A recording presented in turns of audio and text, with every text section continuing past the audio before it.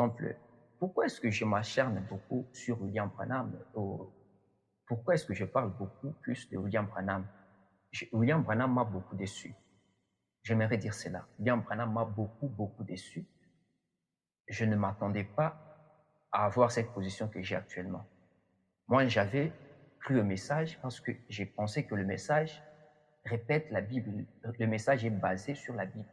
William Branham était bâti sur la Bible. Mais quand j'ai vu l'occultisme pratiqué par William Branham, quand j'ai vu les prophéties échouées de William Branham, quand j'ai vu les mensonges de William Branham, donc il était à mesure de prendre un mensonge, le transformer en vérité. Comme par exemple ce nuage-là, qui n'a rien à voir avec les choses, la parole de Dieu. Branham prend cette histoire du nuage et puis il commence à former beaucoup de mythes autour de ça jusqu'à ce que cela est devenu une vérité, alors que c'est vraiment du mensonge. Alors, Branham m'a beaucoup déçu.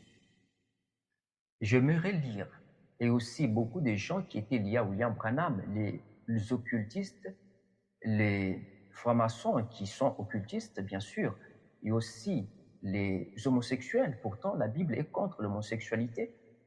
Euh, Par exemple, ces deux jeunes gens-là qui étaient à côté de William Branham, qu'on appelait Léo Mercier et Gene Gold, c'était deux homosexuels. Alors, William Branham ne les a jamais dénoncés.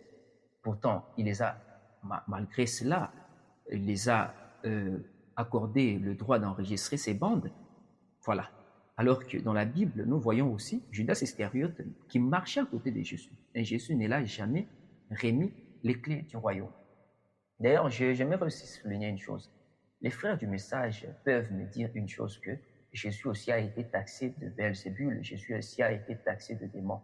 Mais qu'ils se souviennent que Jésus, ceux qui ont taxé Jésus de Belzébul, les princes des démons, c'était les pasteurs ou les pharisiens de l'époque.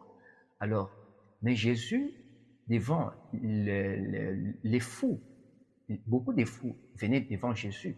Quand ils ont rencontré Jésus, ils n'ont jamais utilisé le même langage que les pharisiens. Ils n'ont jamais appelé Jésus prince des démons, ils n'ont jamais appelé Jésus, ils ne l'ont jamais injurié. Alors, ils ont dit à Jésus qu'il est fils de Dieu. Ils se sont inclinés devant Jésus, comme je l'ai souvent dit même dans beaucoup de mes vidéos, puisque ça, c'est vraiment un signe qu'on ne peut pas ignorer. Alors, William Branham aussi, beaucoup de pasteurs, dans son temps, disaient qu'il marchait sur un chemin sombre. Alors, au lieu que le fou puisse venir témoigner de William Branham qu'il est serviteur de Dieu, le fou vient dire à Branham qu'il est serpent dans l'herbe, qu'il s'est fait passer pour un serviteur de Dieu, qu'il est espèce d'hypocrisie.